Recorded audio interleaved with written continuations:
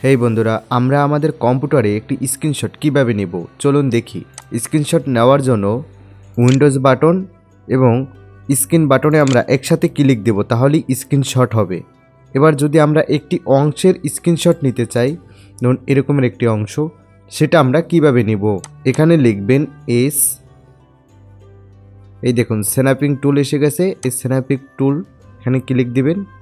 এরপরে এই নিউ, এখন আপনি যে অংশটায় স্ক্রিনশট নিতে চান নিতে পারেন। দেখুন আমি এই অংশটার যদি স্ক্রিনশট নিতে চাই, স্ক্রিনশট হয়ে গেছে। এবার আমরা বড় বানাই, আশপাশে চাইলে মডিফাই করে নিতে পারবো। এরপর যদি সেভ দিই, সেভ অ্যান্ড সেভ। আমাদের আগের এই নামে একটা সেভ করা, আমরা এখানে একটু অ্যাড করে নিব। এই যে অ্যাড করে নিলাম, এখন সেভ। আমরা যদি আরেকটা স্ক্রিনশট নিয়ে দেখাই, আপনি যদি চান এটা সবসময় আপনার সাথে থাকবে, সেক্ষেত্রে আপনাকে এটাকে এখানে প্রিন্ট করে রাখতে পারেন, তাহলে আপনার বারবার লিখে আনতে হবে না। এবার আমরা যদি আরেকটা নিই, আপনি যে অংশের নিতে চান সেই অংশের নিতে পারবেন। নেওয়া কমপ্লিট। এবার এখান থেকে আপনি ইরেজ করতে পারবেন।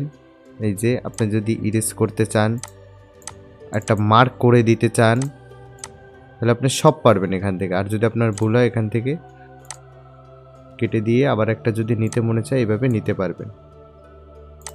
এই হলো বন্ধুরা স্ক্রিনশট।